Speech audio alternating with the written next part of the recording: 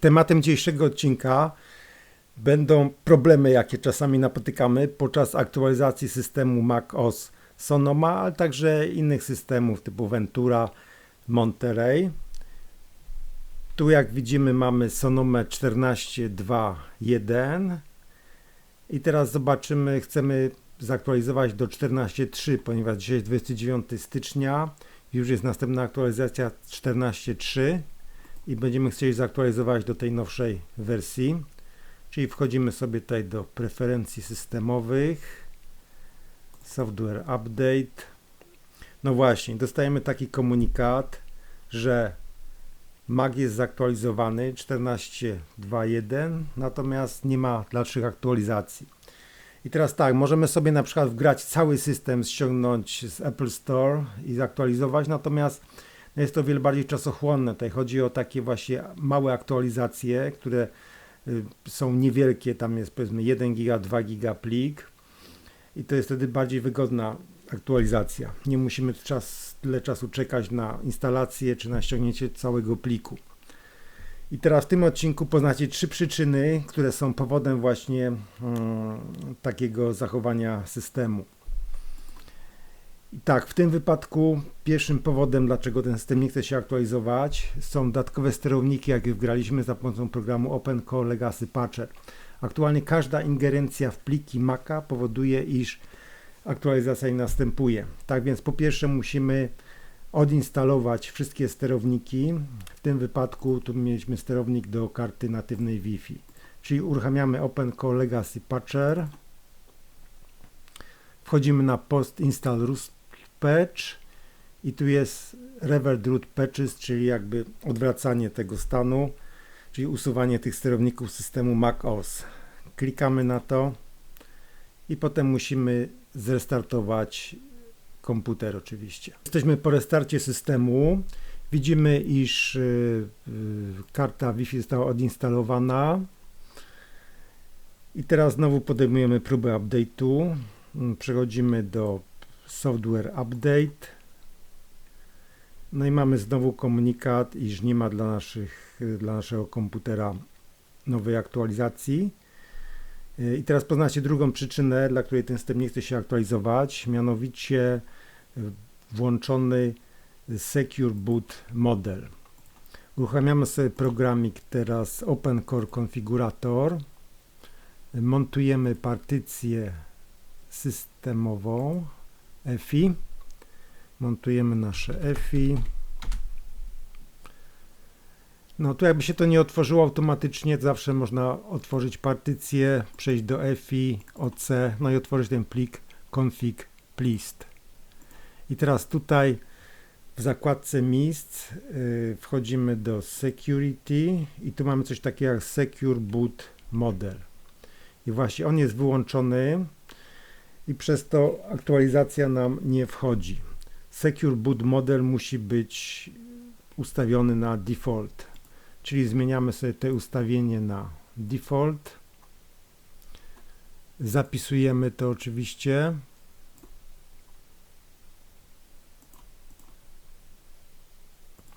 I restartujemy komputer. Znowu mamy po restarcie systemu sytuację. Wchodzimy do ustawień systemowych i zobaczymy, jak nam teraz pójdzie. Software Update. Sytuacja dalej nie ulega zmianie. I teraz właśnie przechodzimy do trzeciego powodu, dla którego ten system nie chce się update'ować. Jest to jakby tutaj taki sposób ostatniej szansy. Mianowicie musimy użyć pewnego argumentu w ustawieniach naszego komputera. Czyli tak, wchodzimy tutaj do znowu OpenCore Legacy Patcher. Montujemy EFI.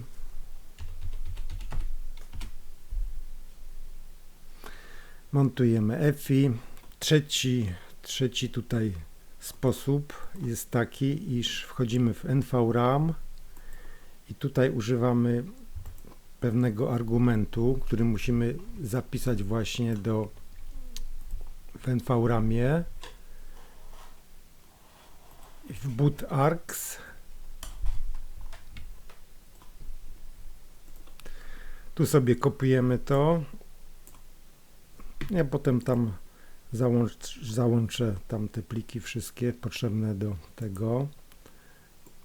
Kopiujemy sobie, klikamy tu, czyli ten refpatch równa się sbvmm, zatwierdzamy.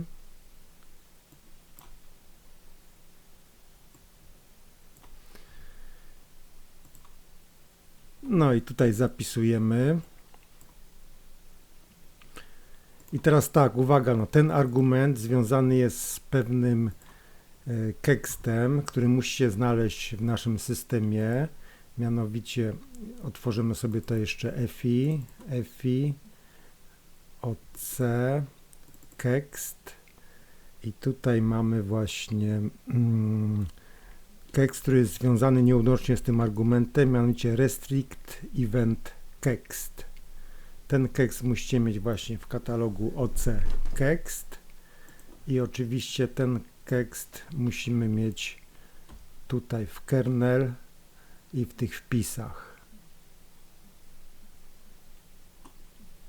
Właśnie.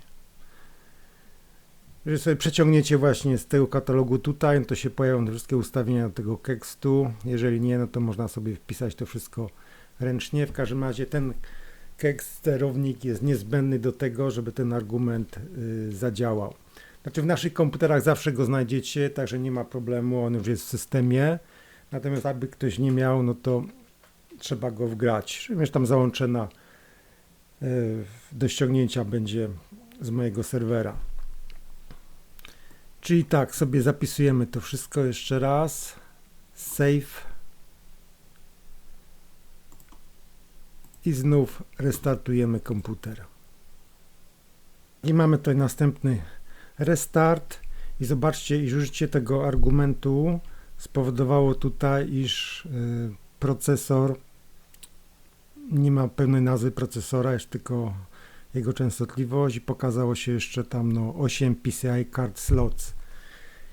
Jeżeli tutaj się nic nie zmieni, no to po prostu trzeba będzie użyć jeszcze opcji clean NVRAM, jeżeli ten patch Wam nie wejdzie tutaj. Natomiast teraz zobaczymy, jak to zadziałało. Znowu wchodzimy w partycję, tutaj w ustawienia systemowe i software update.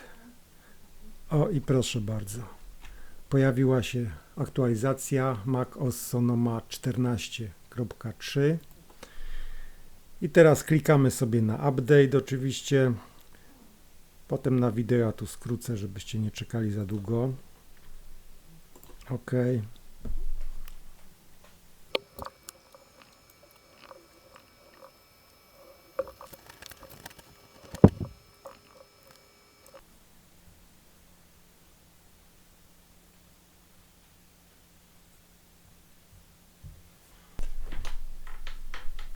Tak, i tutaj widzimy, iż update już został ściągnięty.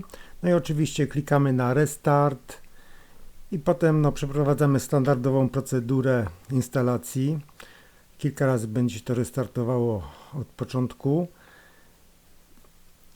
No, czyli teraz sobie zrobimy ten update systemu i potem jeszcze wrócimy do tego nagrania. Już po update'cie systemu tutaj widzimy Sonoma 14.3, czyli update przeszedł bez problemu.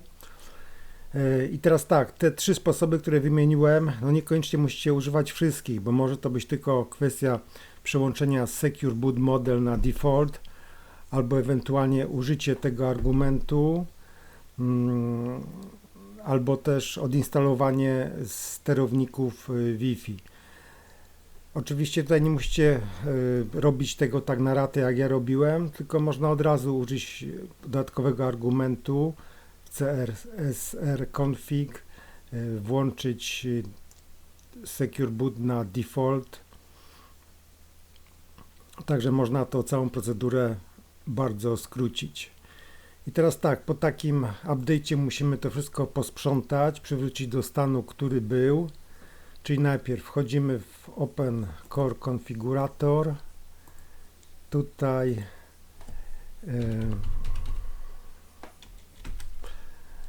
przywracamy pewne ustawienia, czyli tak,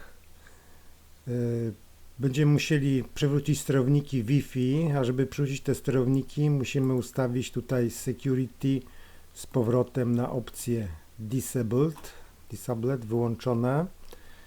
Teraz ten argument w NVRAM możecie go zostawić, ewentualnie możecie go usunąć. Nie ma to większego wpływu, no chyba jeżeli chcecie, żeby tutaj pokazywało dokładnie nazwę procesora, no to wtedy go usuwamy. Ale można go również zostawić tutaj.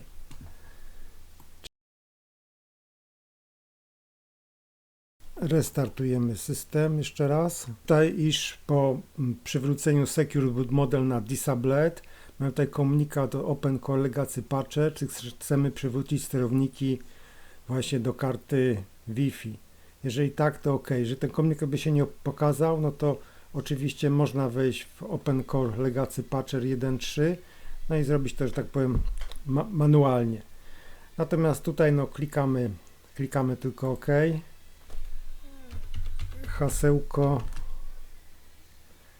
przywraca nam sterowniki do karty Wi-Fi i restartujemy sobie. No i tutaj mamy już stan po przywróceniu karty Wi-Fi. Wszystko działa, system jest zaktualizowany. I teraz tak, tutaj te ustawienia, które zmienialiśmy, no Secure Boot Model możecie z powrotem przestawić na default, ale niekoniecznie. W NVRAM ten argument revpatch sbvmm można go wyrzucić, ale też niekoniecznie.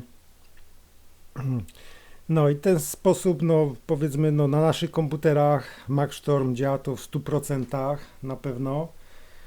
Z kolei na innych komputerach, no powiedzmy tam w 90%, ponieważ no tutaj nie zależy to tylko od tych trzech powodów, które tutaj podałem. Czasami powodem tego, iż system się nie update'uje, może być na przykład stara wersja bootloadera, stara wersja sterowników. Z tym, że generalnie jak wgrywamy nowy bootloader, no to mamy tam powiedzmy na rok spokój. Natomiast jeżeli mamy jakiś starszy bootloader jeszcze z poprzedniego systemu, no to mogą być różne problemy. No, także, no ale to już nie jest to temat tego odcinka. Mam nadzieję, że komuś pomogłem. W tym odcinku to już wszystko i zapraszam do oglądania następnych produkcji.